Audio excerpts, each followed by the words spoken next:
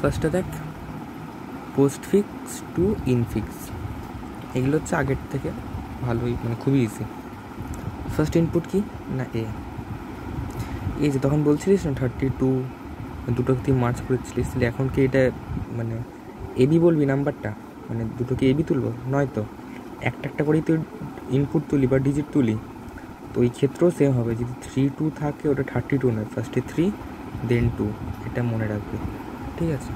দেখ ফার্স্ট ইনপুটটা কি না এ নিলাম, স্ট্যাকে কিছু যাবে না, এখানে এ। এরপর কি আছে বি, বি গেল। এইটা একটা কাজ করে এইভাবে লিখিস না, স্ট্যাক করে লেখ, বুঝতে সুবিধা হবে। এ গেল, এখানে কি গেল এ বি, এবারে গেল প্লাস।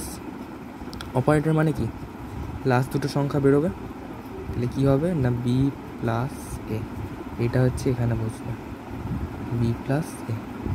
এরপর কি যাচ্ছে প্লাসের পর সি গেল,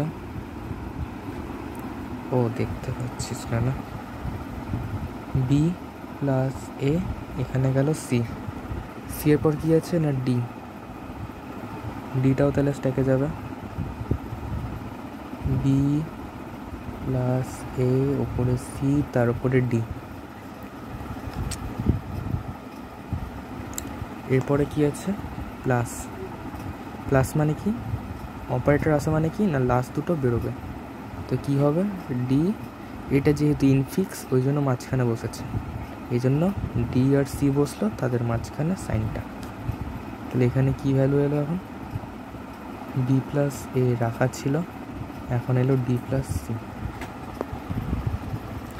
এরপরেরটা কি আছে ইনটু, আবার অপারেটর মানে কি লাস্ট দুটো এলিমেন্ট স্ট্যাক থেকে পপড আউট হবে, পপড আউট মানে হচ্ছে বের হবে, D plus C into B plus A, এটাই হচ্ছে এখানে বসে যাবে, D plus C into B plus A, এটাই হচ্ছে অ্যান্সার। এটাকে যদি তুই ভদ্র করে লিখতে চাস, এটা লাগবে না, আমি জাস্ট এমনি বলছি, D plus C into B plus A. এটাকে যদি আরেকটু ভদ্র করে লিখতে চাস,